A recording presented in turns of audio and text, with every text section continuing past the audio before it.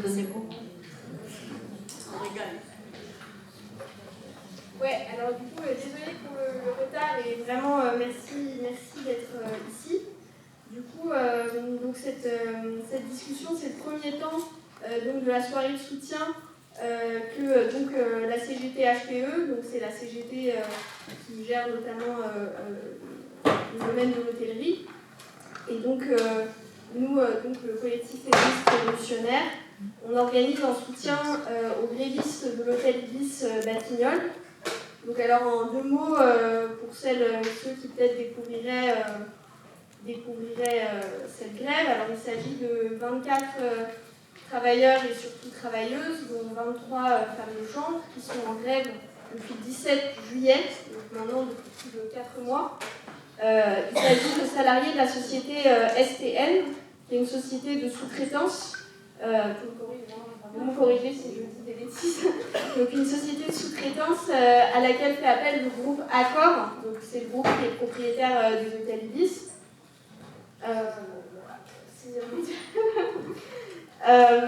Elles sont souvent donc employées à temps partiel, souvent en CDD, et avec des conditions de travail nettement plus difficiles que celles déjà difficiles des employés de l'hôtel Ibis lui-même, qui sont plus souvent qu'elles à temps complet, plus souvent en CDI, et avec des cadences moins intenses et une rémunération plus élevée et d'autres éléments d'inégalité.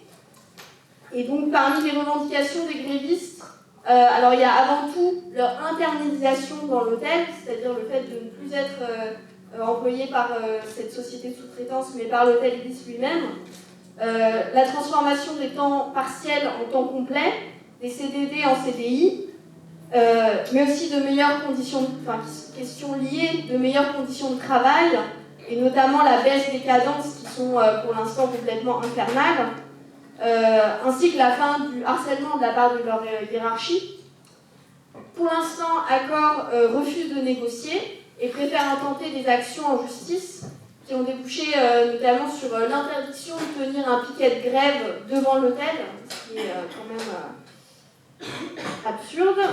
Et donc voilà, l'idée de cette soirée de soutien, c'est de soutenir cette lutte des grévistes.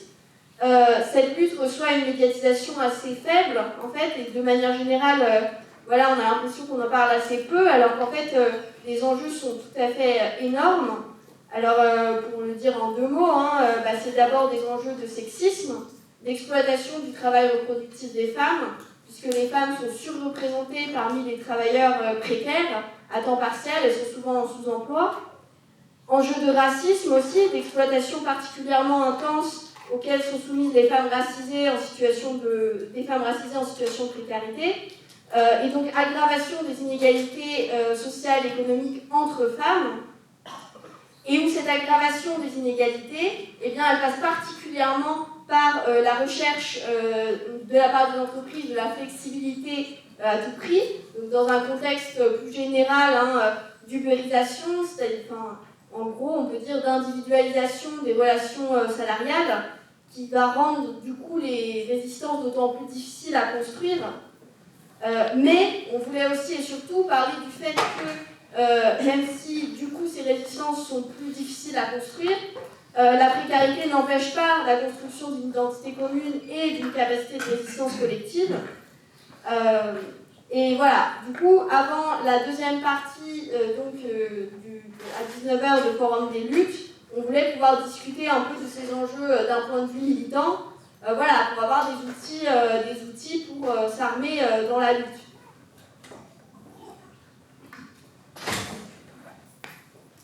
Alors, deux petites choses. Du coup, après cette partie de discussion, on vous invite à passer à la maison des étudiants pour la partie Forum des luttes. Donc là, il y aura un apéro et ce sera surtout un moment d'échange entre les différents secteurs en lutte. Et deuxième chose, là, la caisse de grève circule, mais elle sera aussi en haut en sortant et aussi à la maison des étudiants. Donc, je vais présenter les différentes personnes. On a voulu donc rassembler des personnes occupant différentes positions. mais concernés ou préoccupés par ces questions. Donc avant tout des grévistes et des syndicalistes pour discuter des différents contextes nationaux d'exploitation du travail reproductif, et aussi deux chercheuses. Donc tout d'abord des grévistes, Sylvie et Rachel qui va arriver. Aussi, on donnera la parole à Tiziri Candy, qui est ancienne étudiante à Paris 8 et qui est animatrice syndicale de la CGT HPE. Et aussi à Marlène Carvalhosa Barbosa, qui est permanente au syndicat SIT, donc le syndicat interprofessionnel de travailleuses et travailleurs qui est basé à Genève. On écoutera aussi Dimitri Potin, qui était donc étudiant à Londres dans la fac de SOAS et a milité au sein d'une campagne SOAS Justice for Workers and End Outsourcing et au sein d'un autre syndicat qui lutte contre la sous-traitance, The Independent Workers Union of Great Britain. Et on écoutera aussi Alizée Delpierre, qui est doctorante en sociologie et travaille sur le marché de la domesticité chez les classes supérieures. Et enfin, Françoise Bergès, qui est théoricienne féministe et qui est autrice de Un féminisme décolonial et Le ventre des femmes. Et j'ai juste oublié de préciser que nous remercions aussi chaleureusement le LEGS, qui est donc le laboratoire genre et sexualité, qui participe à l'organisation de cette soirée et nous a permis d'obtenir la réservation des salles.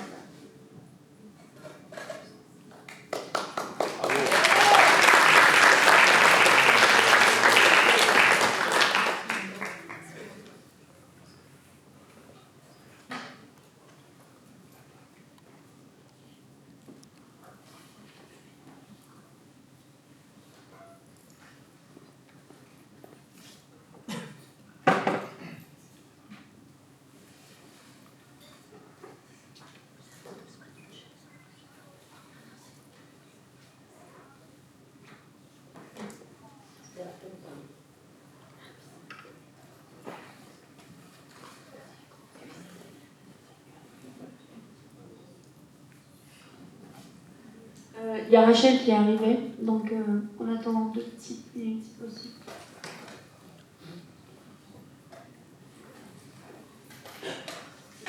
On va en profiter pour applaudir les grévistes, quand même.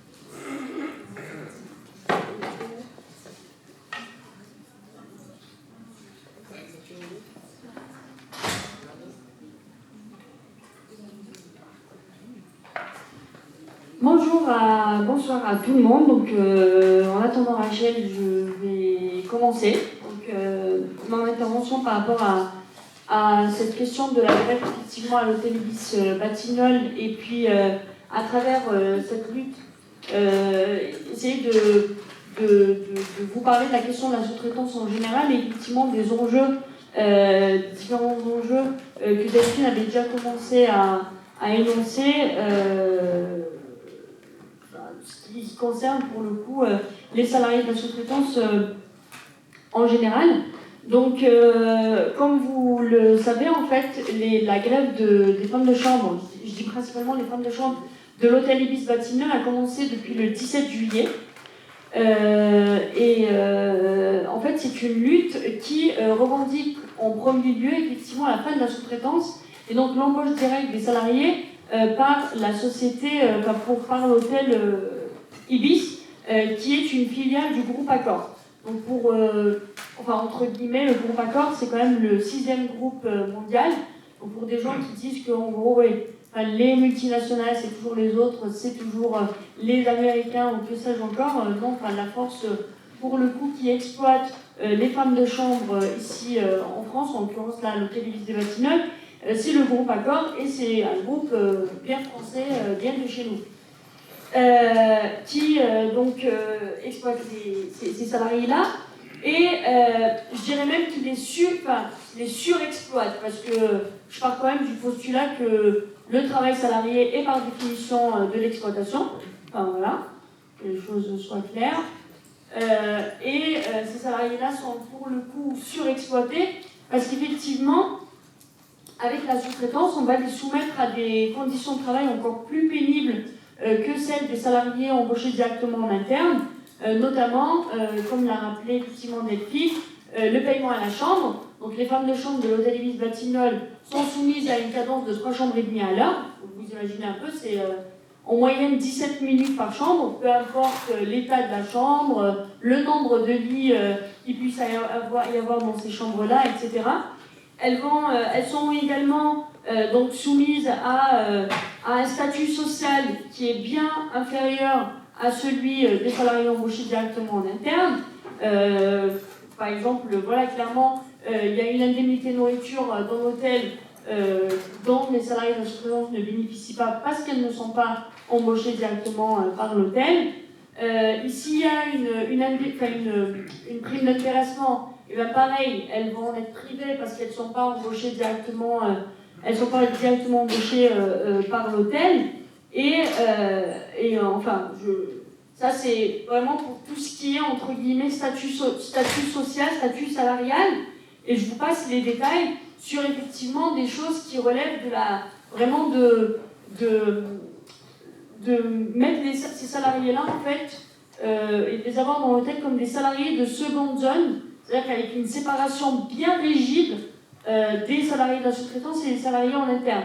Par exemple, les grévistes vont en parler bien mieux que moi, les salariés de la sous-traitance n'ont pas le droit, par exemple, de déjeuner dans une même salle avec les salariés de l'hôtel. Donc là, en fait, on a vraiment des mécanismes, finalement, de séparation des salariés de l'hôtel et des salariés de la sous-traitance, une espèce de séparation de corps, en fait, de personnes, et le fait de dire que voilà, ces salariés-là ne sont pas les nôtres, et il y a comme une espèce de salariés de seconde zone, en fait, avec tout ce que ça engendre en termes de non-appréciation de leur travail, non-considération même de ce travail. Et justement, dans la logique de la non-considération de ce travail-là, et d'ailleurs c'est au cœur des revendications des salariés, la question des classifications de ces femmes de chambre. C'est-à-dire qu'en fait, c'est des femmes de chambre, donc c'est pas des femmes de ménage. Nous, on insiste beaucoup, que ce soit auprès des chercheurs, auprès des journalistes, ou auprès de toute personne qui vient effectivement en soutien à la lutte, à dire non, en fait, ce ne sont pas des femmes de ménage, ce sont des femmes de chambre.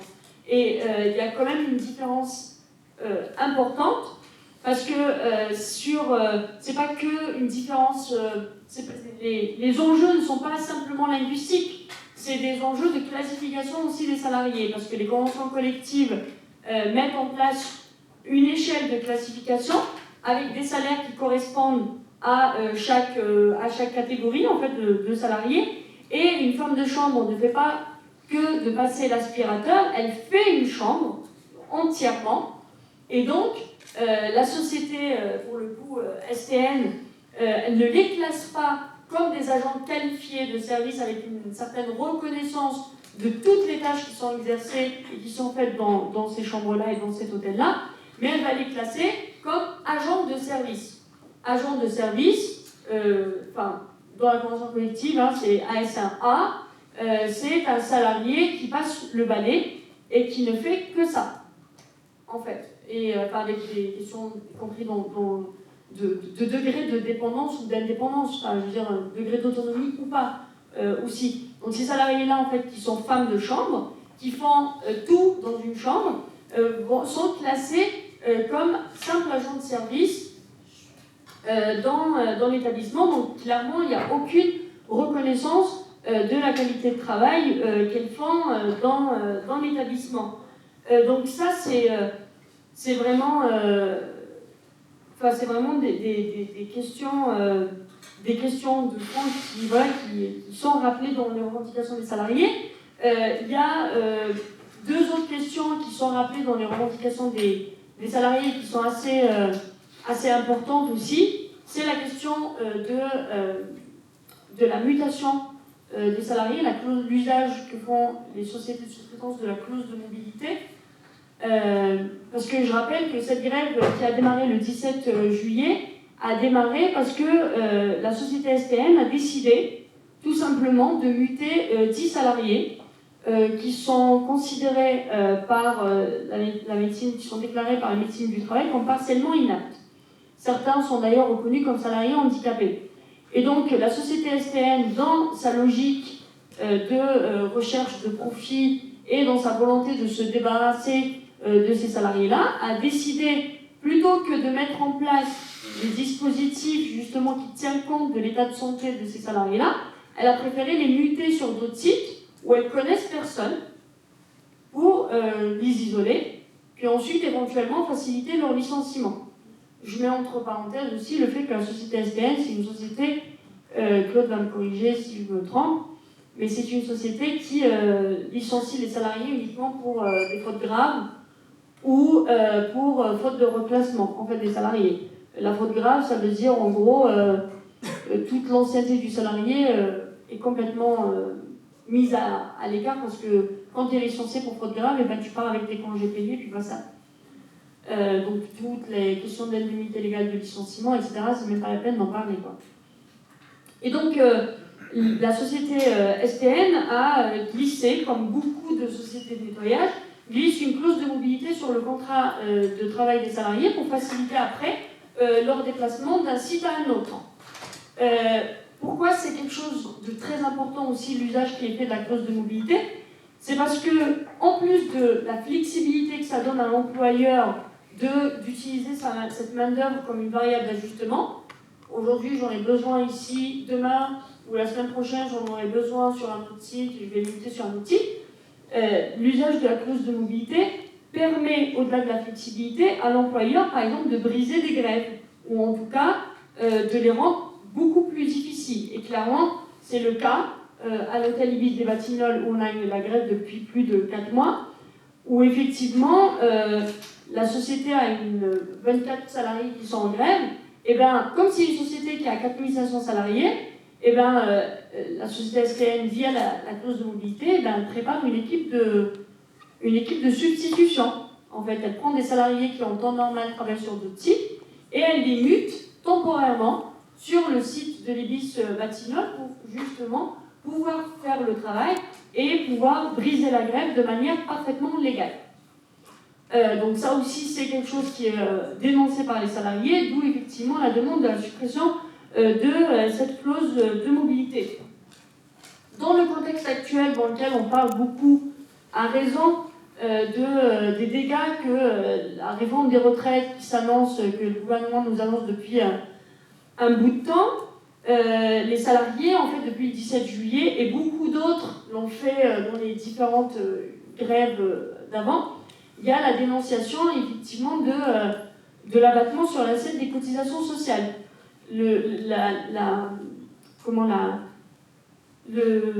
L'abattement sur l'assiette des cotisations sociales, c'est ni plus ni moins la minoration des droits sociaux des salariés. En fait, c'est-à-dire que sur la partie cotisation sociale, salariale et patronale pour la sécurité sociale, le chômage et la retraite, et bien la société, avant de déduire justement toutes ces cotisations-là, elle va effectuer un abattement de 8% sur l'assiette des cotisations sociales, et donc les salariés ne cotisent pas à taux plein pour leur sécurité sociale, le chômage et la retraite, mais à un taux minoré de 8%, ce qui fait que demain, si la personne a un pépin de santé et qu'elle est indemnisée par la sécurité sociale, ben elle ne va pas être indemnisée à 100%, oui, mais elle va être indemnisée en fait sur une base minorée de 8%.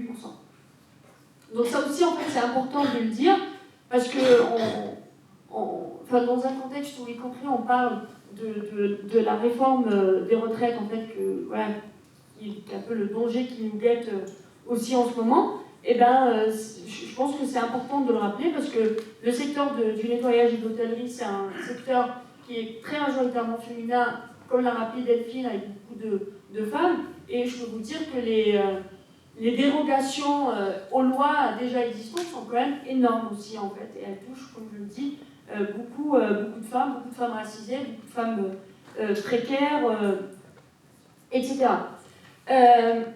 Donc les salariés en fait revendiquent principalement la fin de la sous-traitance. Pourquoi ?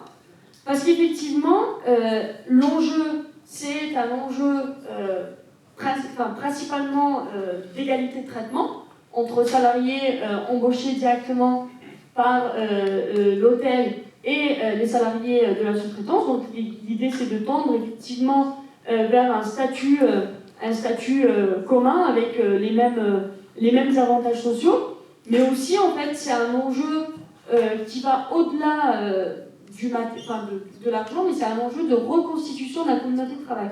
D'ailleurs, on a des petites brochures à vous proposer en fait, à la fin du topo sur effectivement pourquoi les sociétés sous-traitent en fait. Elles sous-traitent parce qu'elles font des économies, mais elles sous-traitent aussi parce qu'elles détruisent des communautés de travail, elles détruisent des collectifs de salariés qui travaillent tous pour un même employeur, mais qui finalement ne vont pas avoir les mêmes avantages sociaux, et ce qui fait que ces salariés-là ne vont pas forcément, ne serait-ce que dans les médias ou à moyen terme, ne vont pas avoir les mêmes,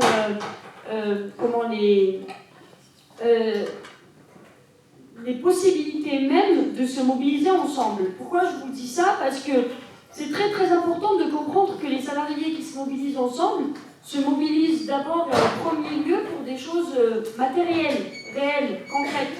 C'est pas simplement une question de conscience abstraite, de ah oui, en fait, mon collègue d'à côté n'a pas le même statut social que moi, je vais me battre pour lui pour qu'il ait le même statut. Ça se passe pas comme ça, vous vous doutez bien. Ça se passe aussi autour de, voilà, des choses concrètes qui touchent le salaire principalement. Et le fait, par exemple, de créer dans un même lieu de travail des salariés qui vont avoir certains avantages et d'autres ne l'ont pas, vont faire que ceux qui ont l'avantage ne vont pas forcément aller se mobiliser du côté de ceux qui ont ce statut social. Et en fait, du coup, les conditions sont toutes tirées vers le bas parce que finalement, les salariés ne vont pas avoir une espèce de socle commun autour duquel ils vont tous et toutes se mobiliser pour essayer de l'élever et mener un combat contre le dumping social. C'est pour ça qu'on n'arrête pas de dire, on la rabâche tout le temps, dans des grèves, dans des mobilisations, dans des tracts, effectivement, les enjeux autour de la reconstitution de la communauté de travail sont quand même hyper importants et que le patronat, en créant la sous-traitance, en externalisant par exemple, ou en recrutant des salariés en CDD, ou même des intérimaires, et ben en fait, ils divisent la communauté de travail et donc du coup, ils tirent l'ensemble des salariés vers le bas. Les grèves, c'est très très très dur, c'est très très compliqué. Parfois, ça dure très très longtemps. Là, je pense qu'on a battu le record quand même de l'Holiday qui était déjà assez élevé. On avait fait 100 jours de grève. Et là, on est un peu plus de 100 jours. Parce qu'on a affaire, comme on n'arrête pas de le rappeler aussi, à un très très grand groupe, le 6e mondial, le groupe Accor, et on sait qu'il va falloir effectivement doubler d'efforts, doubler d'actions et de stratégies en fait, de résistance pour pouvoir effectivement obtenir quelque chose. Et c'est pour ça que on est en contact d'ailleurs depuis avec les camarades anglais et les camarades suisses, les camarades belges, avec qui on travaille sur les thématiques de la sous-traitance, parce que c'est quand même des problématiques qui ne touchent pas que le salariat, le prolétariat français, mais qui touchent aussi le prolétariat dans d'autres pays. Et je terminerai peut-être l'intervention, avant de laisser la parole aux autres camarades, par un peu une note d'optimisme. Parce que la grève, c'est lent, c'est dur, c'est très très dur. Croyez-moi, surtout que là, il y a le froid qui arrive, qui est déjà là. Le froid, il est arrivé. Du coup, c'est dur et tout ça, mais en même temps, la résistance, en fait qu'on a obtenu des victoires dans plusieurs établissements. On a obtenu 12 internalisations de salariés, donc contre la sous-traitance dans 12 hôtels par région parisienne. Et même au-delà, en fait, l'avant-dernière qu'on a obtenue, c'est quand même l'internalisation des femmes de chambre contre STM à la Villa Massalia, à Marseille. Et on est vraiment très contents et très contentes aussi. Et comment dans d'autres hôtels, on a réussi à imposer l'égalité de traitement. Là, on n'a pas obtenu effectivement les internalisations. Mais voilà, enfin, tout ça pour dire que la sous-traitance, c'est pas une fatalité. Il y a moyen de gagner contre ça. Il faut juste soi-même y croire. Mais en fait, c'est des choses qui sont dures. Et on est très très content de travailler, comme je dis, avec nos camarades avec qui on a mené, y compris des actions à l'international. Notre syndicat a participé, entre autres, à la manifestation des femmes en Suisse, en fait, lors de la grève des femmes le 14 juin dernier. On a fait un cortège des femmes de chambre françaises en Suisse. On avait d'ailleurs une grève à ce moment-là avec les femmes de chambre de l'hôtel Campagny, les premières classes du Pont de Suresnes, en juin dernier. Et on a fait aussi des actions de solidarité avec les camarades anglais qui, eux aussi, se battent contre la sous-traitance. Et Dimitri va vous le dire, ils ont obtenu aussi la fin de la sous-traitance, pour le coup, non pas dans l'hôtellerie, mais notamment à l'université, parce que ça commence, en fait, et je terminerai vraiment par ça, mais la sous-traitance commence toujours par précariser des salariés qui sont déjà précaires pour menacer ensuite l'ensemble des corps de métier.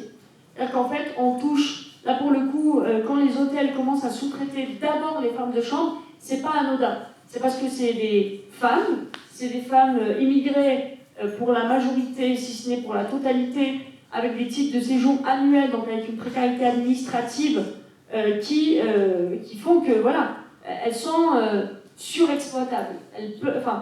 Les employeurs se permettent ça, parce qu'ils savent que ces salariés-là, pour avoir leur titre de séjour, elles doivent garder leur travail, et pour garder leur travail, elles doivent avoir leur titre de séjour. Donc, c'est un peu le serpent qui se mord la queue, mais les employeurs en ont parfaitement conscience de ça, et c'est pour ça qu'ils commencent par ces salariés les plus exposés à la précarité, moi je dirais subissent une précarité multidimensionnelle, réellement, et avant d'étaler la sous-traitance, en fait, ou la précarisation à d'autres corps de métier.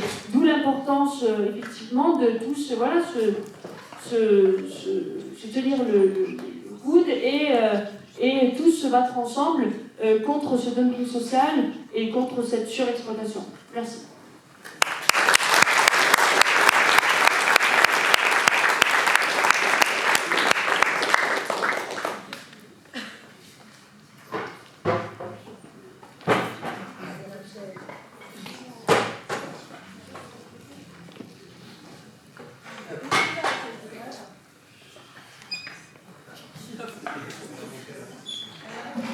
Elle est fatiguée.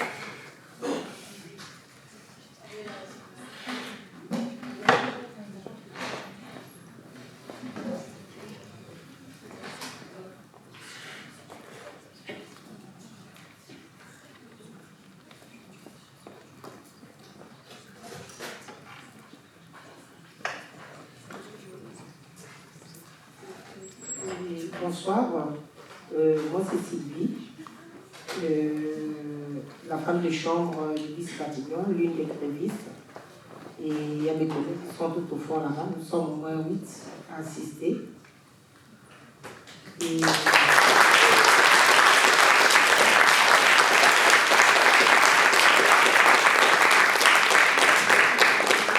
les autres ne sont pas venus parce qu'ils ont fait le piquet, il fallait qu'on se divise quand même.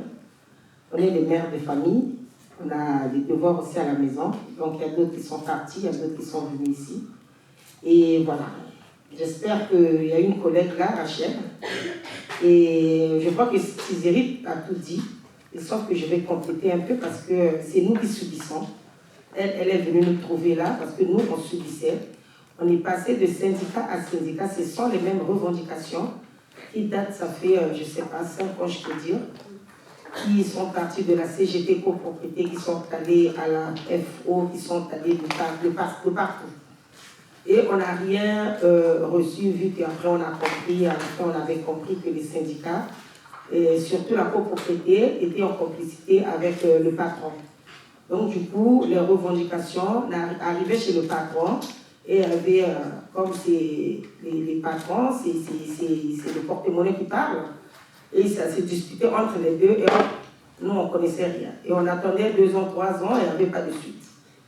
Et maintenant, on a eu la CGT HPE, et on est fiers de ça, franchement, parce qu'ils nous ont appris d'avoir la force pour gagner quelque chose.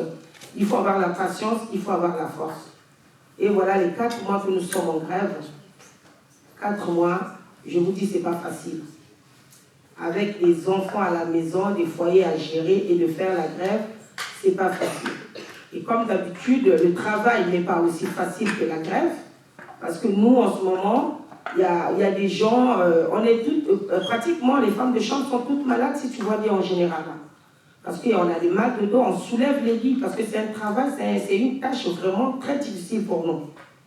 Mais on est obligé de le faire, comme vient de dire Tiziri, que ça dépend dans ce pays. Bon, comme c'est le travail qui joue avec nos titres de séjour, et on est obligé. Et n'en parlons pas des harcèlements qu'on reçoit au travail. Le matin, quand tu viens, de toutes les façons, quand il y a une société, on signe toujours des contrats, on a des contrats bien définis qui datent. Il y a d'autres qui ont des contrats de 6 heures, de 7 heures et de 8 heures, ça dépend. Et sauf qu'après, ceux de 6 heures et de 7 heures, ceux de 8 heures, de 7 heures, d'accord, je ne crois pas qu'il y a un contrat de 8 heures, hein, je crois. Jusqu'à 7 heures. Mais ceux de 7 heures, ils arrivent, ils ont les 24 chambres, peut-être c'est normal. Mais c'est du 4 heures. Moi, j'ai 4 heures, mais je fais 8 heures dans le site et je suis payée à 4 heures. Alors, il y en a d'autres qui. Il y a des femmes de chambre qui sont à 4 heures. De 4 heures, ça veut dire qu'il faut avoir 18 chambres ou 17 chambres si je ne me trompe pas. Et sauf que le matin, quand tu arrives, tu te retrouves avec 40 chambres. Tu te retrouves avec 40 chambres et on te dit de faire les 40 chambres. Il faut les finir, quoi. Tu ne peux pas laisser parce que tu ne peux pas déclarer non plus, tu ne peux pas parler non plus. Parce que quand tu parles, il y a des menaces. Ah oui, on va te licencier. Ah oui, on va faire ça. Ah oui, on va faire ça. On va faire ceci, on va faire cela. Et du coup, toi, par la peur, tu travailles, malgré que tu n'es pas content de ça, mais tu es obligé de venir au travail. Donc, on travaille, ce n'est pas parce qu'on le veut, c'est parce que tu es obligé de le faire. Et ça, nous, on trouve ça, ce n'est pas logique. Et là, grâce à la CGT HPE, qui nous a donné la force de sortir du silence et de se lever en tant que femme pour combattre nos droits. Voilà les différents, la souffrance, la galère d'une femme de chambre. Et je passe le micro à ma copine, à ma collègue.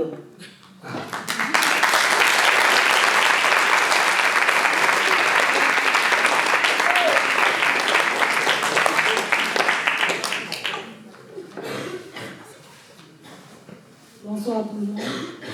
Là, j'ai plus de voix, je suis fatiguée. Franchement, merci pour cet événement pour les femmes de chambre d'hôtel Ibis Les Batignolles. Là, Sylvie a tout dit, Sylvie a tout dit. Voilà, la lutte. Non, je sais quand même parce que c'est la même chose partout où on passe. Donc, voilà. La grève, c'est pas facile. Hein. C'est pas facile. Donc, pour notre dignité, il faut qu'on tienne. Pour le respect de notre travail aussi, il faut qu'on tienne. Pour que l'harcèlement moral cesse, il faut qu'on tienne. Pour avoir une meilleure condition de travail, il faut qu'on tienne. Voilà, c'est pas facile, c'est difficile. Souvent, même, on n'a plus l'œil sur les devoirs des enfants, parce que quand on rentre, on est épuisé, on est fatigué. Là, je viens de Luxembourg. Il y avait un débat chez la sénatrice. J'étais au Sénat, ça s'est bien passé. Et là, je crois encore, je viens ici. Et tout à l'heure encore, je pardon, c'est-à-dire, aujourd'hui, les enfants ne mangeront pas. Mais ce n'est pas grave, on va acheter des Grecs.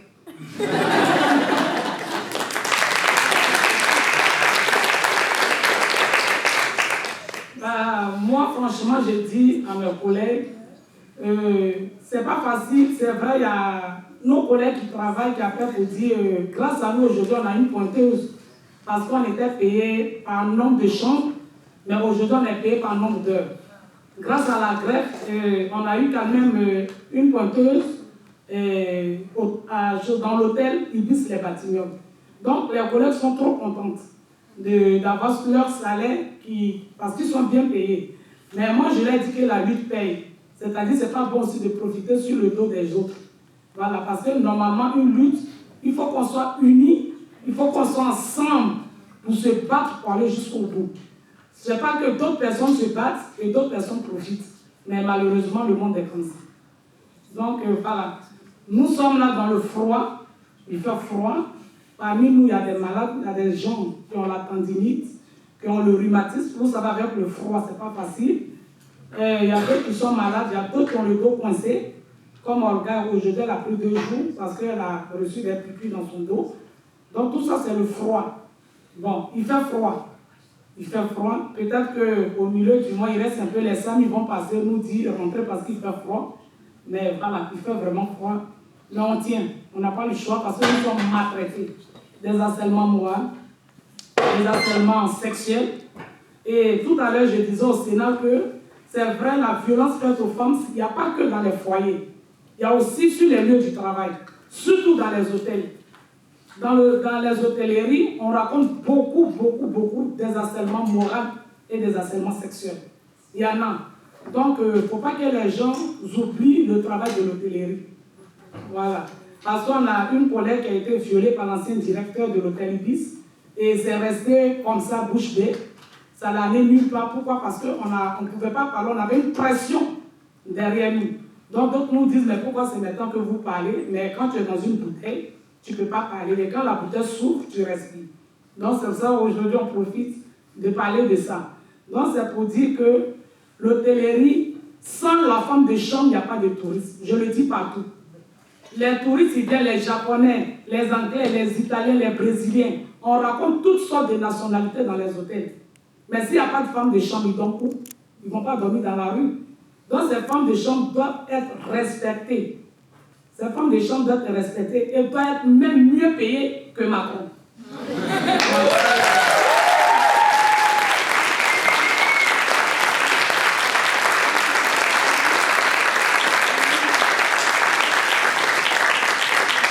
Et là, je pense qu'en 2024, je pense qu'il y a des Jeux Olympiques. Et il y aura trop. Ils vont dormir où? Ils ne vont pas dormir à l'Élysée. Ils vont pas dormir. Ils vont dormir où? Ils ne vont pas dormir.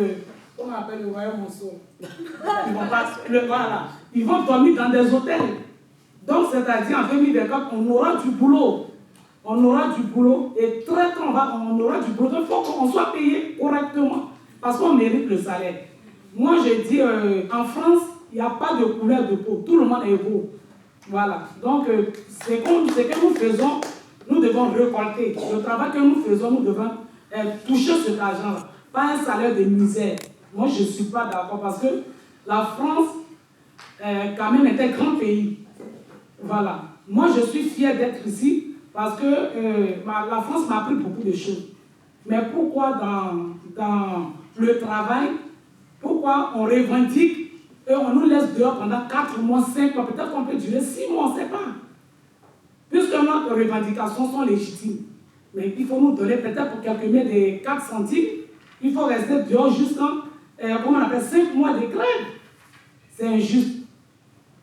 Voilà, donc, voilà, moi je suis fatiguée, heureusement je vais au mariage ce soir. Je vais profiter parce que je suis fatiguée, parce que demain encore la lutte continue.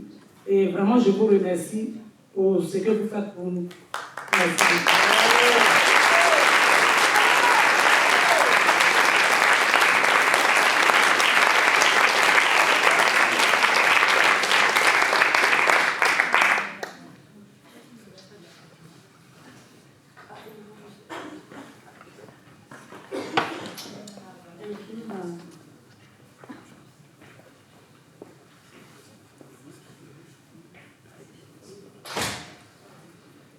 Bonsoir, moi c'est Farid du Front Uni, des immigrations et des quartiers populaires.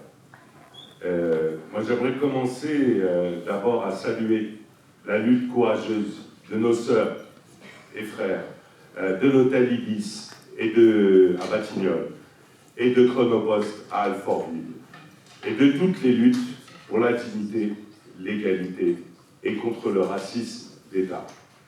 Cette lutte, c'est aussi celle des militants et militantes du Front Uni, héritière des luttes des immigrations, héritière des combats de nos aînés, du mouvement des travailleurs arabes, aux grèves dans l'industrie de l'automobile, de la marche de 83, de l'église Saint-Bernard pour la régularisation des sans-papiers et l'esclavagisation des travailleurs, des Chibali de la SNCF. L'immigration est dans ce système basé sur le profit une variable d'ajustement. C'est-à-dire que notre force de travail est considérée comme mobile à l'extrême et comme adaptable totalement à tous les besoins de leur profit. Cette place particulière sur le marché du travail fait de nous des travailleurs à qui on exige de s'adapter à tous les aléas du capital. Mobilité géographique, flexibilité de notre temps de travail, horaires découplés, etc. Pour nous contraindre à accepter cette assignation, nos anciens n'avaient pas les mêmes droits sociaux et syndicaux que leurs sœurs et frères du reste de la classe ouvrière. Il faut le rappeler. Ce sont leurs luttes dures dans les décennies 50 et 70 qui arrachèrent ces droits sociaux et syndicaux. Vos luttes, mesdames, s'inscrivent dans cette histoire et en écrivent une nouvelle page. Si je fais la liste des combats menés par nos anciens, c'est pour rappeler les leçons qu'ils nous ont laissées. La première, c'est que sans ces mobilisations autonomes des travailleurs venus de toute l'Afrique, il n'y aurait pas eu d'avancée, ni même de mots pour dire les injustices, les discriminations raciales et sociales qu'ils continuent de vivre et de subir. La deuxième, c'est qu'il est nécessaire de s'unir pour ne pas subir. Nous savons bien également que le racisme, les discriminations qu'ont vécu nos parents, ici ou là-bas, de nationalité étrangère, nos enfants de nationalité française depuis plusieurs générations, continuent à les vivre au travail, à l'école, au logement, à la santé, parce qu'ils sont noirs, arabes, roms, et donc pas assez français pour être traités avec égalité, avec respect et avec dignité. Ensemble, nous devons agrandir l'espace pour mettre en commun, transmettre notre héritage des luttes, nos expériences, nos savoir-faire, notre courage et notre dignité pour nous renforcer quand d'autres veulent nous diviser. C'est ce que nous voulons et faisons au Front Uni, des immigrations et des quartiers populaires, avec l'école d'éducation populaire sur la question du racisme au travail. Ensemble, nous devons continuer à lutter pour avancer, pour que nous et nos enfants n'ayons plus peur de demain et de l'avenir qu'il nous réserve. Ensemble, nous devons reprendre le chemin pour faire front contre la violence criminelle, et ça nous a été rappelé ici même à cette table, contre le racisme au travail et toutes les discriminations. Il est encore temps, mais il est grand temps. Merci.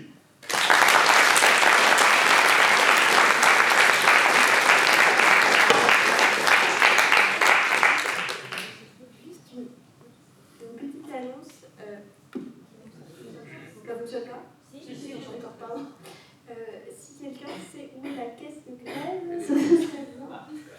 Je signale que ce signal. Voilà. Je passe la parole bien à Dimitri ou bien à Marie, comme vous préférez.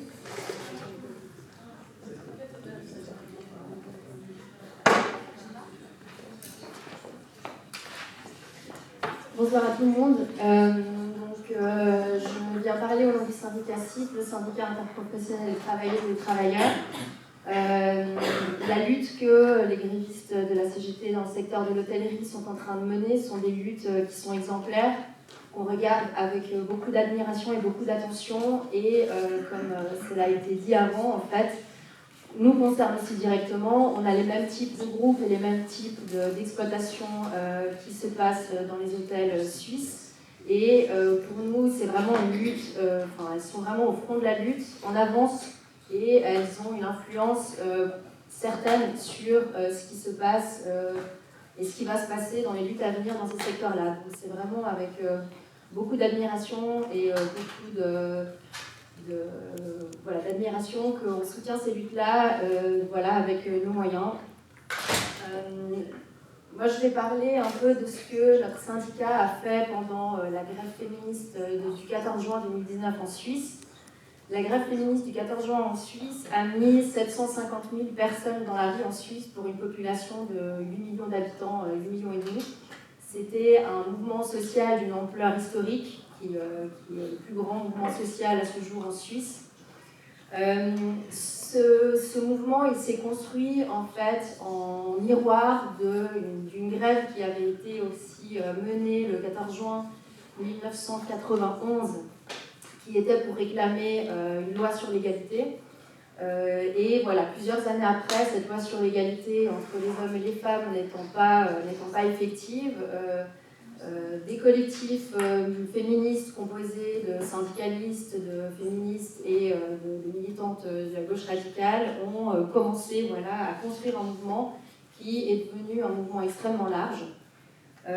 C'était aussi en écho à ce qui se passe au niveau international avec les grèves qu'il y a sur le 8 mars en Espagne, au Chili, en Inde, en Pologne, qui rassemblent et qui mettent dans la rue beaucoup de femmes et beaucoup de personnes solidaires autour des questions d'égalité.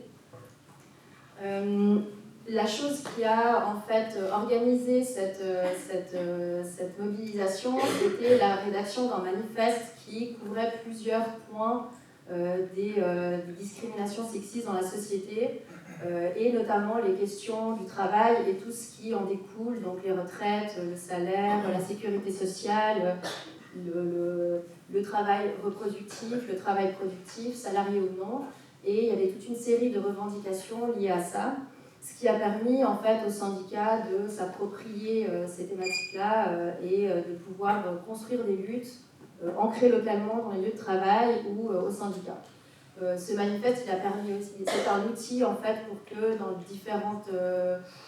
différents endroits, dans différentes villes, dans différents lieux, les personnes qui ont envie de développer des revendications, se reconnaissent dans une partie ou dans le tout, puissent s'organiser et établir une liste de revendications et les visibiliser le jour du 14 juin. Donc c'était un outil qui permettait de construire des choses ancrées avec des réalités spécifiques.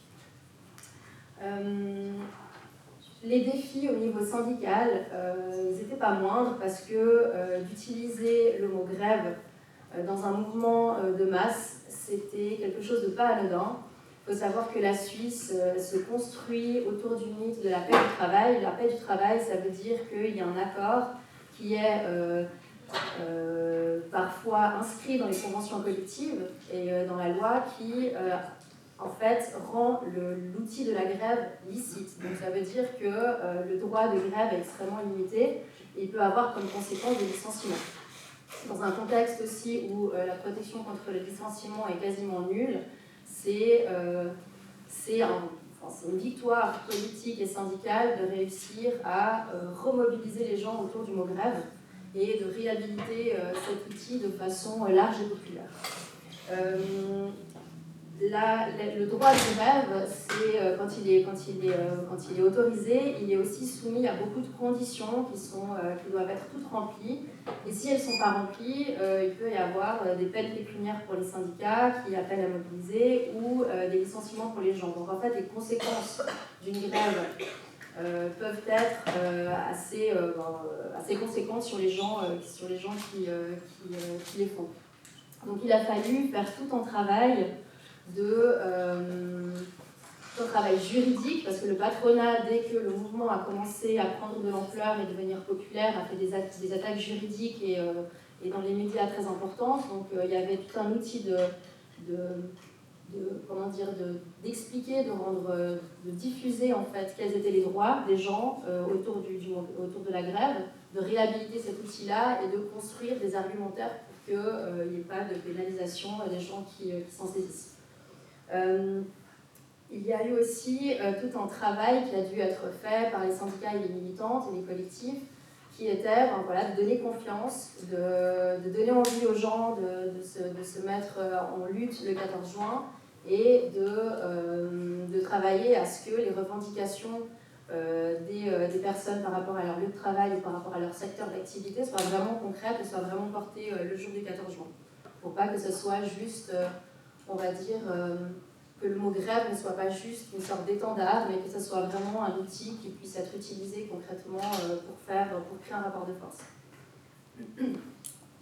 Donc dans mon syndicat, on a le jour du 14 juin donc, participé à cette grande manifestation qui était du coup décentralisée. Donc nous, on est basé sur Genève, on a participé à la manifestation à Genève qui a réuni 30 000 personnes. Il y a toujours des débats sur les chiffres, mais donc c'est énorme pour la taille de la ville.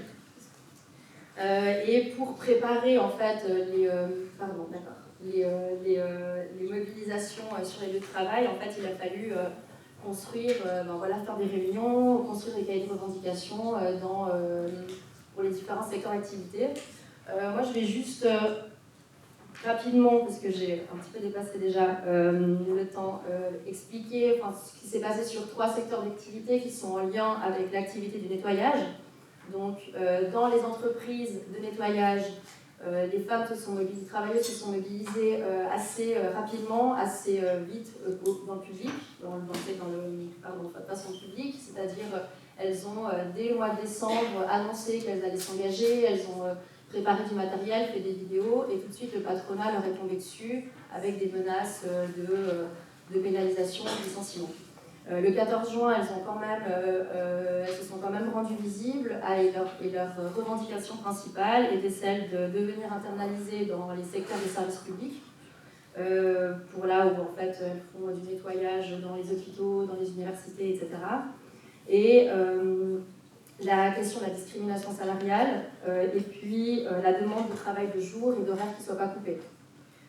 On a mené aussi une action symbolique avec les femmes de chambre. Les enjeux, là, étaient la question de la santé au travail. Donc, comme ça a été dit avant, c'est un métier qui abîme beaucoup la santé parce qu'il y a peu de facteurs de protection. Il y avait aussi l'enjeu des droits syndicaux. Il faut savoir qu'en Suisse, les syndicats n'ont pas accès à l'entreprise. Donc, on ne peut pas entrer, faire des réunions. Les travailleuses et travailleurs ne peuvent pas s'organiser sur un lieu de travail pour faire des assemblées générales. Donc, on a fait une manifestation devant les grands hôtels au bord du lac Léman pour entrer dans les hôtels avec un cortège et puis faire des discours à chaque fois devant les hôtels pour rappeler les droits, pour rappeler les conditions de travail des femmes qui ne pouvaient pas venir dans la rue ce jour-là. Et puis, dans le secteur de l'économie domestique, donc ça veut dire là où on fait du travail dans les ménages privés, un des enjeux principaux, c'était la question de la visibilité. Dans ces secteurs aussi, la plupart des militantes n'ont pas pu venir à la grève du 14 juin parce que l'une d'entre elles disait pendant que ma patronne va à la manifestation, moi je garde 6 enfants.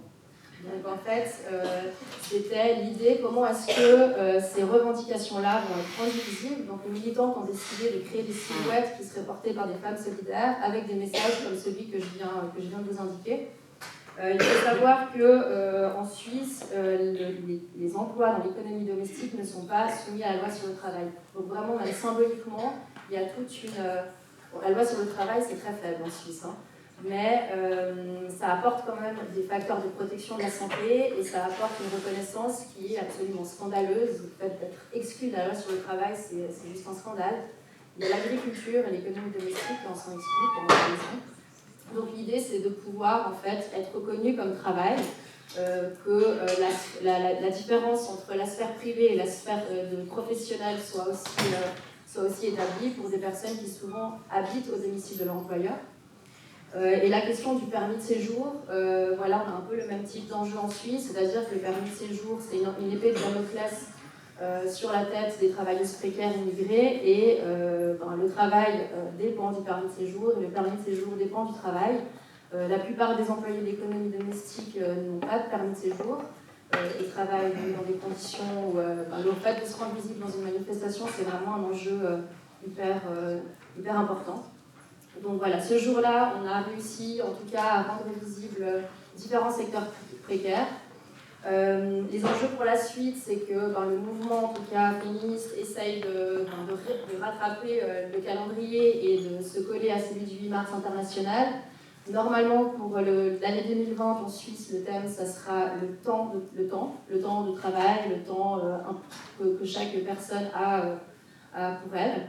Et puis, pour les syndicats, les enjeux, c'est de continuer les revendications qui ont été élaborées par rapport aux différents secteurs, de pouvoir trouver des interlocuteurs patronaux pour créer un rapport de force et que ces revendications, en fait, donnent lieu à des victoires dans des secteurs où la mobilisation syndicale est malheureusement encore beaucoup à reconstruire, et cette guerre féministe a permis à beaucoup de gens de commencer à revendiquer des choses et voire commencer d'obtenir certaines choses gentiment. Voilà. Donc on espère que un des éléments aussi sur la question de la visibilité des femmes de chambre, le fait que les grévistes françaises de Paris soient venues participer à ce cortège, c'était aussi à ce titre-là hyper important. Parce que cet exemple doit être donné, doit être diffusé, donc la lutte que vous menez, elle gagne à être connue, et le travail que vous faites de diffusion est extrêmement important. Merci.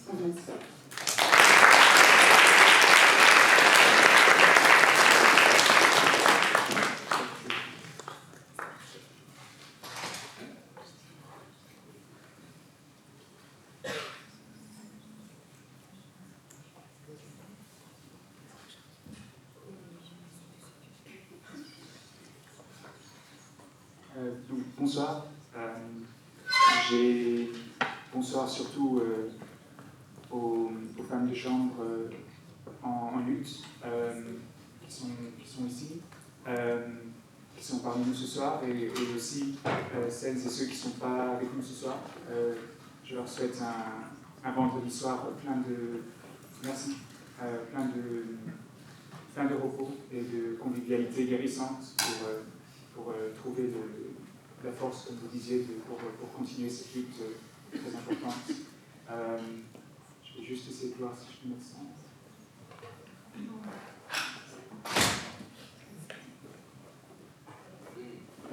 Et donc j'ai préparé quelques photos qui vont peut-être se mettre en route, des luttes à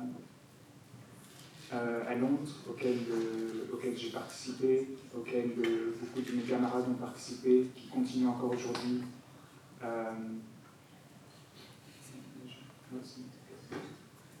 mets ça comme ça pour que vous voyez sans avoir à filmer la tête aussi. Et donc comme on l'a dit dans l'introduction, j'ai été étudiant à Londres, et après j'ai travaillé et milité dans un syndicat. Donc ce soir, je vais m'adresser un peu plus aux étudiantes et aux étudiants dans la salle, parce qu'on peut jouer un rôle très important dans ces luttes, parce que ce sont des luttes qui nous concernent aussi, souvent qui nous concernent aussi bien par la vie qu'on vit à la maison, le travail qu'ont nos parents, le travail qu'ont nos parents ou des membres de notre famille. Mais c'est aussi parce que c'est, comme les camarades ici l'ont indiqué, c'est aussi là que se construise la société dans laquelle on va aussi bien vivre que travailler, enfin essayer de vivre et travailler.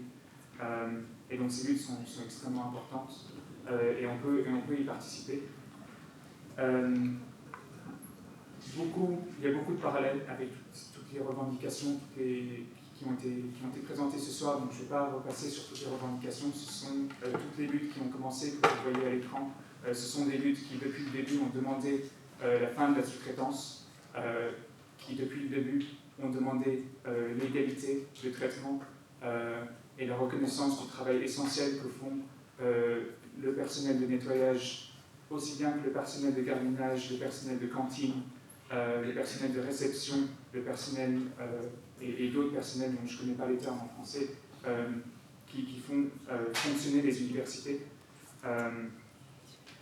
Et donc, comment est-ce que nous, en tant qu'étudiants, notamment dans mon université, mais après dans d'autres universités aussi, on s'est mis en alliance avec ces personnes en lutte, ces travailleuses en lutte dans nos facs.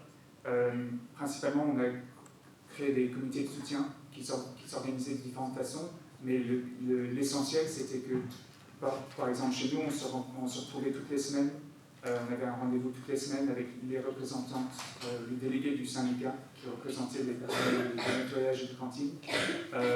Et c'est là qu'on parlait d'abord de ce qui se passait au travail et ce à quoi faisaient face les travailleuses et les travailleurs cette semaine-là, l'état des négociations et toutes les autres choses qui pouvaient avoir lieu. Et puis après, on parlait de qu'est-ce qu'on en fait, qu'est-ce que peuvent faire les travailleuses et les travailleurs et qu'est-ce qu'elles ne peuvent pas faire. Je vais utiliser elles au lieu de il. Je pense qu'on comprend tous pourquoi ici.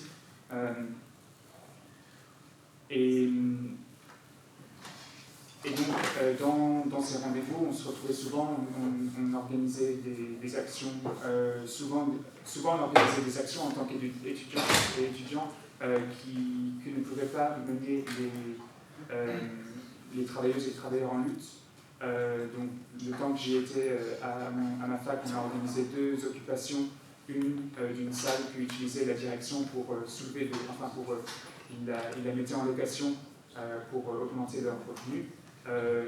Et donc, ils refusaient de négocier avec le syndicat la fin du contrat de sous-traitance pour le personnel du nettoyage.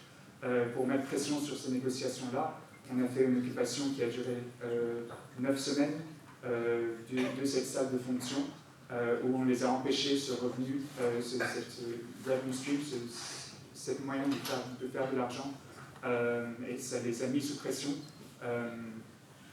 Ils ont quand même signé le contrat, mais la persistance et la construction, la persistance, et c'est un des éléments clés dans ces luttes, donc on a continué. Il n'y aura pas de défaite jusqu'à ce qu'on arrive à la victoire. Et après, ils ont essayé de fermer en pleine vacances, quand ils savaient qu'il n'y avait pas d'étudiants et d'étudiantes, plus beaucoup d'étudiants et d'étudiantes sur le campus. Ils ont essayé de fermer la cantine et en gros licencier la moitié du personnel qui n'avait pas de contrat, parce qu'en Grande-Bretagne, on travaillait sans contrat. Et ils l'ont fait un jour où on était tous rassemblés. Je vais en parler pourquoi on était rassemblés. Et donc notre première réponse était aller les voir les directeurs dans leur bureau. Et on n'est pas sortis de leur bureau pendant 2 semaines. C'est eux qui sont sortis à la fin de la journée. Nous, on est restés. On a dit qu'on ne sortirait pas de leur bureau et qu'ils n'auraient pas accès à leur bureau jusqu'à ce que la cantine reste définitivement ouverte et qu'il y ait une titularisation de toutes les personnes qui y travaillent. Et pour revenir au lien entre étudiantes et travailleuses, il y avait de nombreux étudiants et étudiantes qui travaillaient en temps partiel dans la cantine et qui étaient les premières à se retrouver sans boulot si la cantine ferme.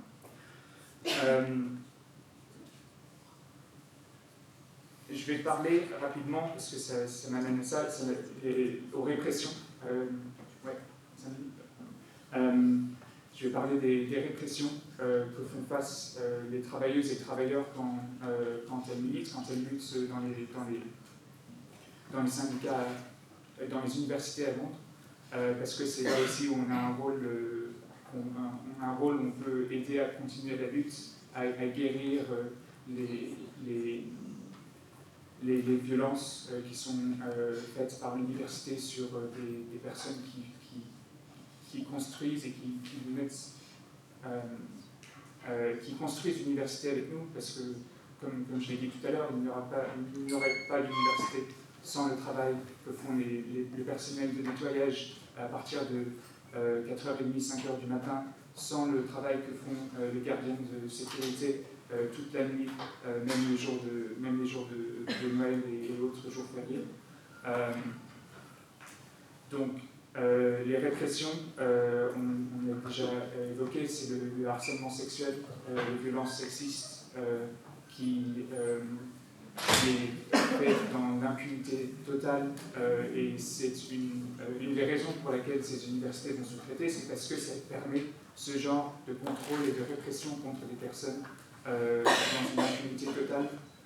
Il y avait notamment un superviseur du personnel de nettoyage qui harcelait beaucoup de femmes qui travaillaient dans le personnel de nettoyage. Et il y a eu plusieurs plaintes, notamment par le syndicat, notamment par la campagne qu'on avait construite ensemble avec le personnel en lutte. Mais l'université n'a jamais écouté jusqu'à ce que ce soit cet homme harcèle une étudiante. Et là, quand l'étudiante s'est plainte, l'université a pris l'action de demander à la compagnie sous-traitante d'enlever cet homme du site. Mais c'est seulement quand c'était une étudiante qui s'est plainte. Et donc ça aussi, ça démontre l'irrespect, le mépris total qu'ont ces universités même pour le personnel.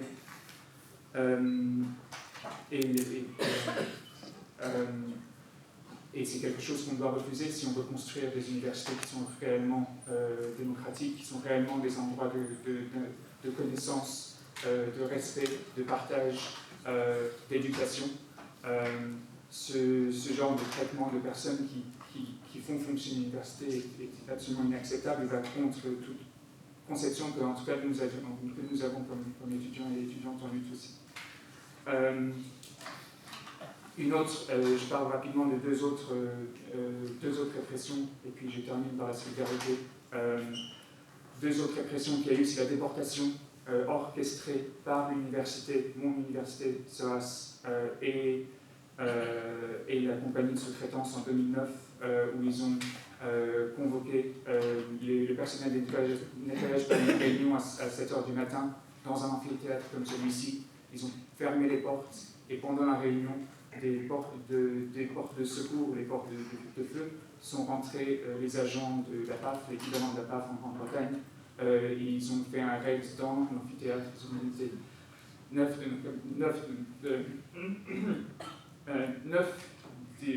de nos camarades, de notre personnel, du personnel de nettoyage.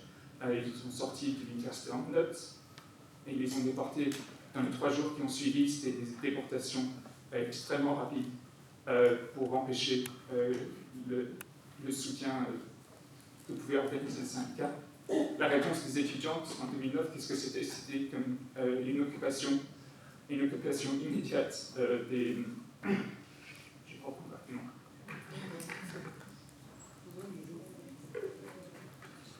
C'était une occupation immédiate des bureaux de la direction et une revendication plusieurs revendications, mais notamment une revendication de toutes les personnes qui travaillent dans l'établissement et le soutien de l'université pour avoir leur papier et qu'aucune telle représailles ne serait orchestrée. Il y a une autre revendication qui continue encore aujourd'hui, c'est que l'université reconnaisse sa complicité dans l'orchestration de cette attaque. Et ça, on lutte encore aujourd'hui pour que l'université reconnaisse sa complicité, parce qu'elle refuse encore de le faire. Vous avez vu dans les images, j'avais quelque chose qui portait sur la lutte contre l'homophobie à la LSI. L'homophobie a été utilisée par la LSI pour essayer de réprimer la LSI London School of Economics. Vous connaissez peut-être, qui a été utilisée pour essayer de réprimer la lutte là-bas. Et donc, on s'est aussi battu là-dessus. Pour terminer, je termine rapidement sur la solidarité. Pour utiliser un exemple, nous avons donné Daniel Pichia. Daniel Pichia, c'est le monsieur que vous avez vu à un moment donné dans les photos, qui a été victime de ce harcèlement homophobe par la compagnie mais aussi par l'université qui l'ont battu, enfin, qui l'ont mené jusqu'en justice ou qui se sont battus contre lui en justice quand lui il se plaignait de l'homophobie. Daniel Péchiel, juste cette semaine, m'a dit que le premier jour de leur grève à Londres, ils étaient 20 personnes du personnel du nettoyage à sortir en grève, parce que beaucoup de personnes avaient peur et ne savaient pas qu'est-ce que ça voulait dire, quelles pouvaient être les représailles. Et quand ces personnes ont vu qu'il y avait des étudiantes, des profs, des militants, des militantes, qui étaient là aux côtés du personnel en grève, le lendemain, ils étaient 97 à partir en grève. Donc il y a un réel impact qu'on peut avoir en tant que soutien. Je vais laisser les derniers mots de ce que je dis à Consuelo Moreno Buzzi, qui est la représentante qui, depuis 2006, dans l'université, se bat pour l'intégration qu'on a obtenue il y a 2 ans. Je n'ai pas mentionné, mais on l'a obtenue il y a 2 ans dans notre université et on commence à l'obtenir dans d'autres universités aussi. Consuelo nous dit, ou elle vous dit aux femmes de chambre en lutte, envío, je dis en espagnol et je traduirai après, envío mi corazón, mi solidaridad a todas y todos que luchan, y yo sé que con la unidad y la determinación ustedes van a ganar. Donc j'envoie mon cœur, ma solidarité à toutes celles et tous ceux qui luttent, et je sais qu'avec l'unité et la détermination et la persistance, vous allez gagner. Merci.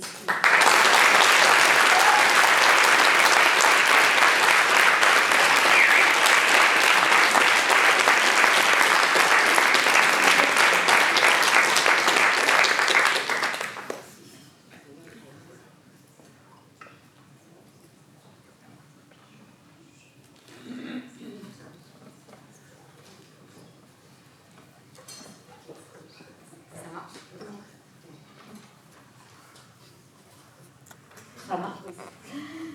Donc bonjour à toutes et à tous. Alors tout d'abord, je souhaitais vous remercier d'avoir convié à cette soirée de soutien aux femmes de chambre grévistes de l'hôtel Ibis Batignolles. Et je suis ravie d'autant plus d'être en présence d'une partie de ces femmes ici à cette table et également dans l'Antille.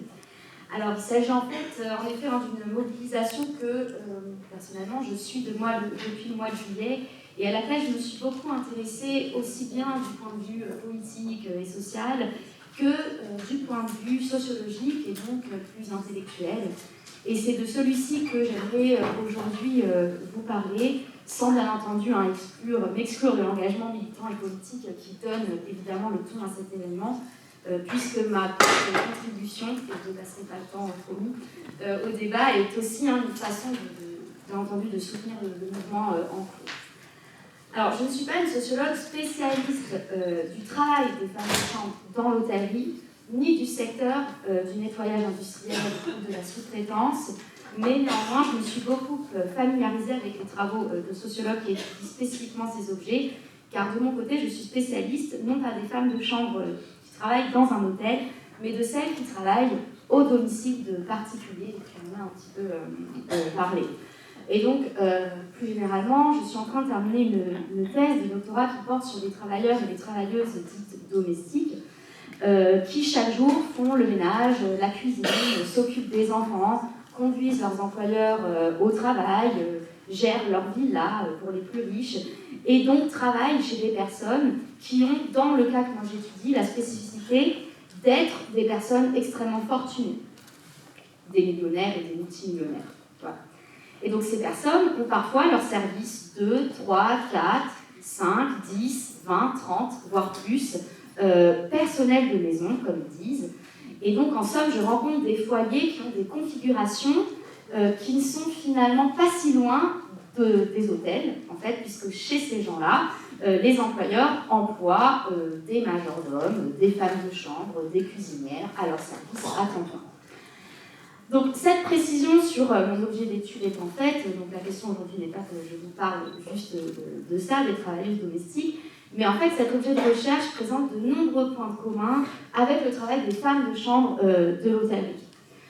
Dans la domesticité, et là je parle du travail domestique non pas seulement chez des personnes très très riches, mais de façon plus générale du travail domestique comme celui des femmes de ménage à temps partiel ou d'autres femmes, est un marché du travail qui est aujourd'hui mondialisé, globalisé, et ce sont majoritairement et massivement des femmes, à plus de 85%, qui travaillent au domicile d'autrui pour effectuer toutes sortes de tâches domestiques. Dans l'hôtellerie, donc c'est un point commun avec l'hôtellerie, puisque les femmes de chambre, comme même l'intitulé du métier l'indique, sont aussi massivement des femmes.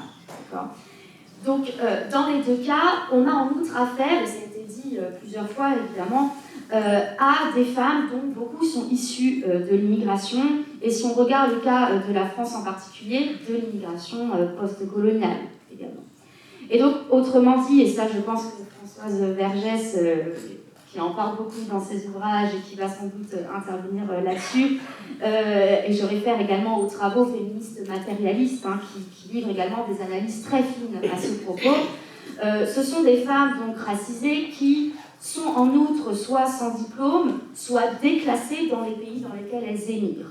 C'est important de le préciser parce que, par exemple, si je prends le cas des travailleuses domestiques issues d'immigration, ces femmes ne sont pas forcément sans diplôme. Dans le cas, par exemple, des travailleuses domestiques philippines, qui est une très grande communauté de travailleuses domestiques qui émigrent en fait à travers le monde pour servir dans les foyers, beaucoup de ces femmes sont des femmes aussi qui sont très diplômées dans leur pays, qui sont parfois institutrices, mais qui, une fois qu'elles arrivent en France, en fait, sont déclassées.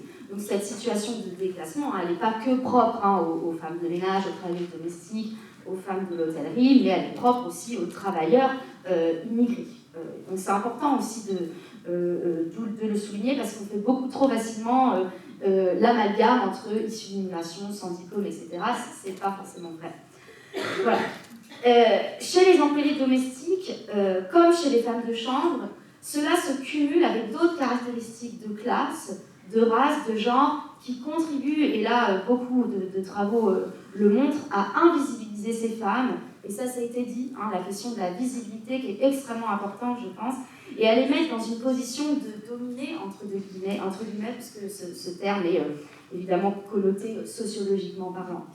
Autrement dit, ce sont des femmes qui font le travail que ne veulent pas forcément faire d'autres personnes et qui acceptent de le faire à bas prix, car le travail sert à vivre, à faire vivre les autres qui sont sous notre responsabilité. Vous parliez tout à l'heure de vos enfants, de votre famille. C'est un travail qui sert aussi à obtenir des titres de séjour, évidemment, et dans le travail domestique à domicile, on retrouve les mêmes problématiques. Donc j'ai dit dominer entre guillemets, car la mobilisation des femmes de chambre qui a lieu en ce moment, par rapport à ce que je viens de dire et à tout ce qui a été dit aujourd'hui, est une mobilisation aussi inédite. Ce n'est pas la première fois que des femmes se mobilisent, revendiquent leurs droits, ni la première fois dans l'histoire que des femmes racisées ou issues de l'immigration se mobilisent, même s'il y en a eu beaucoup moins. Néanmoins, cette mobilisation, à mon sens, est un site d'observation privilégié d'une mobilisation qui se fait au-delà des caractéristiques individuelles communes à ces femmes, autour d'un travail spécifique. Et vous avez beaucoup insisté sur la nature de votre travail, et moi, en tant que sociologue du travail, c'est également ce qui m'interpelle. C'est ce travail de nettoyage et ce travail également de faire les lits dans les chambres, puisque vous le disiez bien, on n'a pas juste à nettoyer, on a aussi à faire une chambre. Et faire une chambre, c'est quoi au concret? C'est nettoyer, c'est faire les lits, c'est changer les draps, etc. C'est porter des choses très lourdes. Et donc c'est un travail également, et ça c'est important, qui est physiquement éprouvant, mais dont le résultat est finalement invisible. Pourquoi? Parce que, à l'égal de ce que me disent moi les travailleuses domestiques, le ménage, ou faire le lit, ou mettre en scène en fait un espace dans lequel le client va venir se reposer, en l'occurrence à l'hôtel, ou travailler, est un travail qui ne se voit pas, puisque les chambres, comme les maisons dans lesquelles travaillent les travailleuses, sont en fait toujours propres. Et donc du coup, lorsqu'un client arrive dans un hôtel, il s'attend à ce que la chambre soit propre, mais quand lui arrive-t-il finalement de penser à celle qui contribue à cette propreté? Et tu l'as également dit dans le cadre des universités, ici cette salle, cet amphi va être nettoyée en fait, après notre intervention. Par qui? Par des femmes de ménage, sans doute sous-traités à l'université par exemple, parce qu'on n'a pas de salariés de l'université qui font le ménage, je ne pense pas, mais il faut le signaler. Donc voilà. Pardon.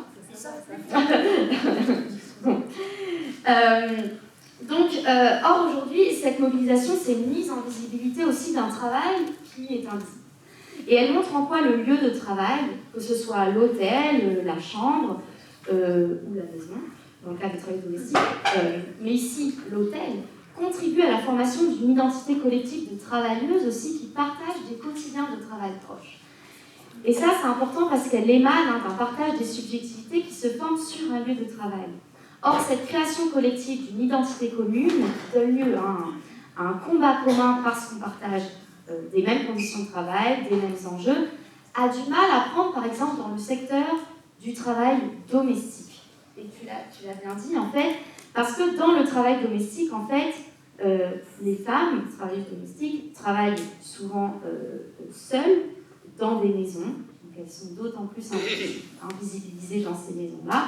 Et ne peuvent pas, par exemple, aller sur des lieux de lutte parce que, tu disais, elles gardent les enfants de leur patronne, etc. Donc il y a tout un enjeu aussi du lieu de travail qui rend possible une mobilisation collective et qui, ici, finalement, a été très bien investi. Puisque l'espace de travail, l'employeur commun, le labeur commun, les souffrances et les ras-le-bol communs sont propices à la lutte collective, mais encore faut-il s'en saisir. Et sur ce point, la mobilisation est aussi inédite parce que la parole des femmes de chambre a eu très peu sa place jusqu'à présent dans les luttes ouvrières et dans les autres luttes de travailleurs, un peu comme ça l'est aussi pour le travail domestique. Alors, je ne vais pas refaire toute l'histoire de la lutte du travail, mais il y a énormément d'historiens, de chercheurs qui ont travaillé sur les luttes, les mouvements ouvriers, et en fait, les travailleuses domestiques et de l'hôtellerie ont été exclues de ces luttes-là, en fait, pour plein de raisons, parce que ce sont des femmes, mais aussi parce qu'elles font un travail de base. Bon, je dois accélérer. J'avais essayé de me caler sur 10 minutes, mais ça m'a jamais fait, ces trucs-là. Voilà. Donc, en tant que sociologue du travail, je voulais aussi insister là-dessus, sur cette question de la visibilisation et de l'espace de travail qui rend possible le collectif, qui rend possible, mais qui ne le rend pas forcément facile, justement, évidemment. Parce que se battre contre un corps, c'est pas quelque chose de facile. Et vous l'avez répété, loin de là. Alors, en sociologie, bien sûr, il ne s'agit pas de prédire l'avenir, mais je crois qu'il y a ici un mouvement qui a un potentiel subversif majeur, en ce qui crée une dynamique de conscientisation aussi de l'existence de celles et de ceux qui travaillent à laver des espaces où dorment, circulent, travaillent et vivent d'autres personnes. Et donc les travailleuses domestiques, comme les femmes de chambre, ont donc là aussi un objet commun de lutte, malgré les contextes différents dans lesquels s'exerce leur travail de ménage, de lutte et de revendication. Donc je terminerai juste, en 1 minute, pas plus, par vous lire les propos, comme tu as vu toi aussi les propos de quelqu'un, d'une personne que moi j'ai rencontrée sur le terrain pour mon travail de thèse.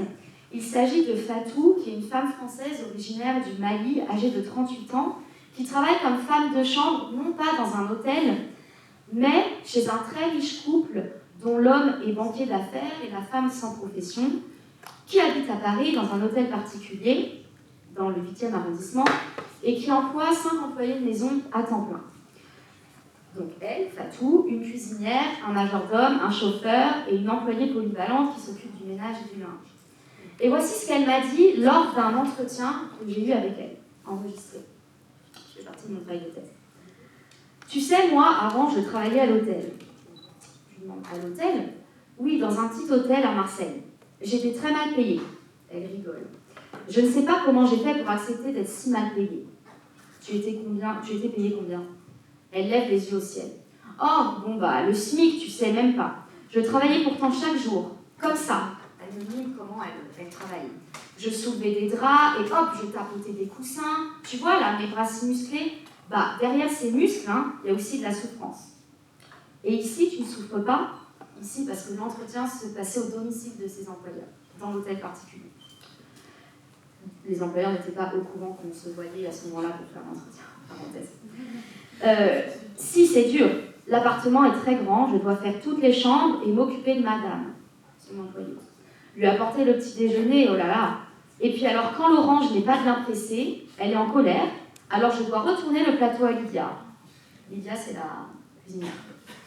Enfin, mais c'est des gens comme ça, ils ne comprennent pas.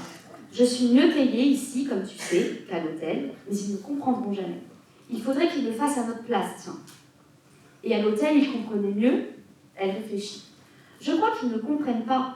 Moi, je ne me plains pas. Je suis forte. Je sais travailler. Je sais que la vie est dure. Je veux juste qu'on reconnaisse mon travail, tu comprends? Peut-être que c'est dur le travail dans la finance. Elle dit ça parce que son employeur fait banquier d'affaires. Mais on t'applaudit dans la finance. Moi, on ne m'applaudit jamais.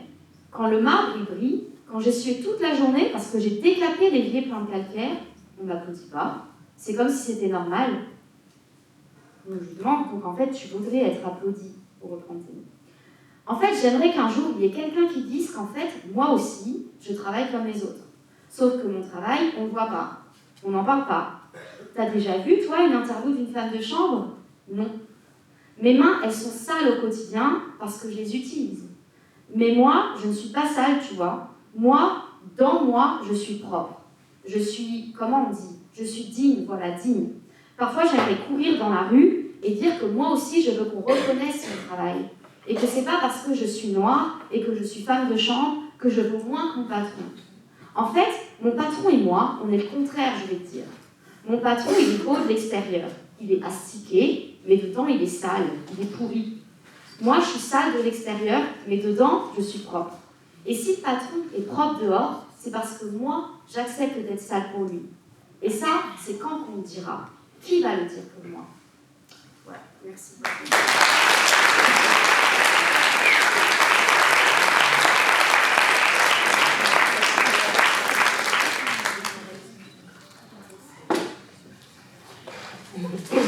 Merci.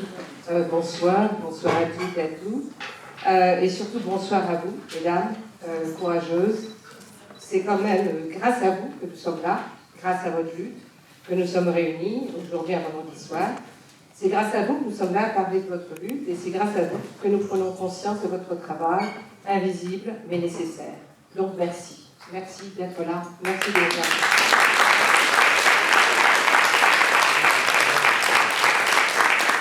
Pour moi, la question du travail du ménage est essentielle sur l'analyse pour comprendre comment marche le patriarcat et le capitalisme aujourd'hui. Ça repose là-dessus, sur ce travail.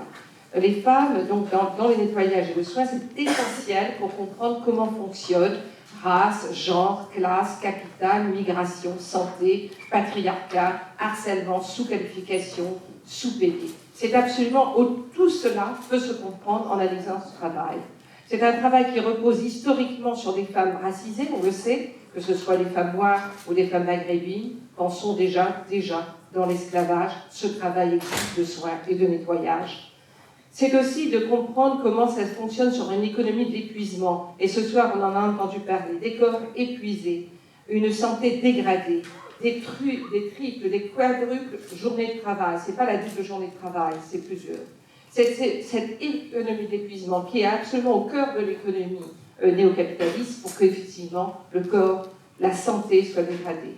C'est l'idéologie aussi du silence et de la respectabilité, qu'une femme ne doit pas parler, ne doit pas se faire entendre, qu'il y a une pression familiale, sociétale, culturelle, de tout cela pour que ces femmes n'osent pas parler. La grève n'est pas facile, on l'a entendu ce soir. Je pense qu'il faut l'entendre vraiment, c'est pas seulement une phrase. C'est des femmes, évidemment, dont le travail n'a jamais été considéré comme un travail, qui est nécessaire et invisible, je disais, et donc le rendre visible, plusieurs fois, ça a été souligné, et rendre visible les conditions de son invisibilité. Pourquoi ça reste invisible? Quelle est l'importance pour que reste invisible? Ce travail donc, de nettoyage, dont un certain féminisme européen, qui se dit universaliste, le voit simplement dans la maison et dans la question du partage des tâches, dans l'intimité domestique. Là, moi, je parle du travail qui fait que la société dans laquelle nous vivons fonctionne, que chaque jour, les espaces dont nous avons besoin fonctionnent. Les banques, les bureaux, les universités, les hôpitaux, les cantines, les écoles, les crèches, l'Assemblée nationale, le Sénat, les gares, les aéroports, les boutiques, les centres commerciaux, les cités étudiantes, les hôtels, tout cela est nettoyé. Il n'y a pas un lieu dans lequel nous circulons chaque jour que nous utilisons, et je ne veux pas parler de eux, nous, pas les autres, que nous utilisons qui n'a pas été nettoyé sans que cela ne se voie. Les femmes de ménage rendent nos vies possibles. Elles nettoient le monde, elles le rendent notre monde habitable. Il avait été d'autres femmes aussi, travaillant dans les maisons, permettent aux femmes de la classe bourgeoise, en s'occupant de leurs enfants et de leur maison, d'aller ensuite s'occuper des droits des femmes. Ce sont aussi des mères de famille, très souvent. Et on voit comment le patriarcat capitaliste va exploiter cette position. Il faut que le travail soit bien fait. On repose aussi sur la culpabilité. Il a été souligné le fait du travail dans les hôtels, tout le tourisme et aussi les séminaires. Beaucoup aussi, quand il y a des colloques universitaires, les invités sont logés dans des hôtels à corps. Et puis aussi, c'est l'endroit des rendez-vous galants. Bon. Donc c'est une industrie qui rapporte des milliards à l'État français. En 2017, c'était 160 milliards d'euros, juste pour le tourisme, transport, hébergement, restauration, évidemment. Donc ce sont des profits qui se font littéralement sur le dos des femmes de ménage, littéralement sur le dos, puisqu'elles disent qu'elles ont le dos cassé et fatigué. Et donc cette fatigue, et malgré la fatigue, tous les jours, des piqûres de grève dans le froid. Moi, je veux qu'on s'attarde sur cette matérialité de la lutte, ce quotidien de la lutte. Ce fait de tenir, malgré les pressions, tenir, il faut tenir, on l'entendait. Malgré le froid, le dos qui fait mal, la culpabilité de ne pas avoir le temps de s'occuper de ses enfants, de sa famille, malgré l'indifférence des clients, dont certains même se sont plaints du bruit, et ont porté plainte, car ils ne veulent pas savoir. Ils ne veulent pas savoir qu'ils peuvent entrer dans cet hôtel parce que vous le nettoyez. Tout cela, la force des témoignages que nous avons entendus ce soir, le courage, l'endurance, la persévérance, ça c'est la lutte, c'est cette leçon qu'il faut retenir. Moi, je m'attarde à cette matérialité. C'est absolument important, parce que pour revenir, donc, votre grève, c'est rompre le contrat du silence. Le silence sur cette violence. Il y a plusieurs formes de violence, on le sait, et elle augmente. Il y a la violence qui est très visible, quand on voit les mutilations, les coups, la police, la violence de la police. Et il y a une violence plus lente, plus invisible, celle qui justement épuise les corps, c'est le transport, tout ce temps qui est perdu, et qui peut avoir des effets tardifs sur la santé. C'est pas tout de suite qu'on va avoir mal au genou, c'est pas tout de suite qu'il va falloir les opérations au poignet, c'est pas tout de suite qu'on va avoir le cœur qui fait mal. Et donc cette violence-là, dont les effets ne sont pas tout de suite visibles, est aussi extrêmement importante, est une part absolument intrinsèque du capitalisme et du patriarcat. Le harcèlement moral et la violence sexuelle dont on a entendu parler, elle est intrinsèque à cette organisation du travail. Seule la lutte va le faire reculer. Elle n'est pas quelque chose parce qu'il y a deux bonhommes qui ne vont pas bien dans leur tête qui font ça. C'est intrinsèque à cette organisation du travail néocapitaliste. Donc ces deux formes de violence sont à mettre en lumière, mais la première est souvent minorée parce qu'elle ne rentre pas dans le récit médiatique. Elle ne fait pas d'image, il n'y a pas d'image, il n'y a pas de visage en sang, il n'y a pas de côte cassée, et elle est quand même extrêmement importante. Et il y a d'ailleurs, sur cette question de violence, une question que je voudrais vous poser. Il y a une manifestation bientôt, le 23 novembre, contre les violences infligées aux femmes, le féminicide, et ce crime absolument terrible. Mais comment pourrions-nous montrer que toutes ces violences qui augmentent contre les femmes, partout, à la fois dans la famille et dans la société, sont liées? Comment il y aurait des manifestations qui seraient la manifestation contre la violence comme structurelle, une violence structurelle à cette organisation sociale, patriarcale et économique. Et non pas quelque chose qui est en plus, quelque chose pour lequel il faudrait encore plus de lois punitives, encore plus de féminisme carcéral, mais quelque chose qui pose la question vraiment profondément que cette violence, elle est structurelle, elle fait partie, elle n'est pas quelque chose d'aberrant.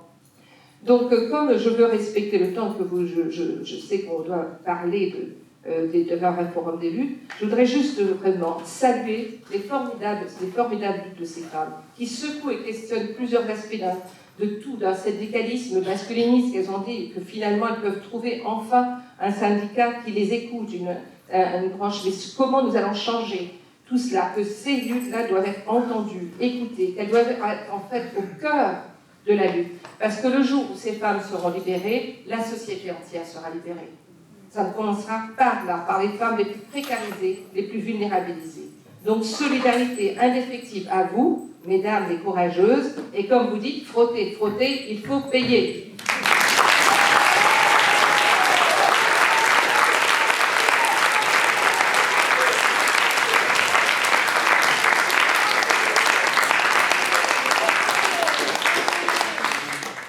Alors,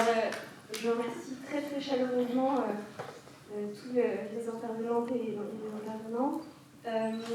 Malheureusement, les interventions ont pris un peu plus de temps, mais du coup, c'était très intéressant et nécessaire, donc on n'a pas voulu. Mais voilà, du coup, les discussions vont être poursuivies dans la maison des étudiants lors du forum des luttes où on vous invite à vous rendre le plus vite possible parce que nous avons seulement la salle jusqu'à 21h.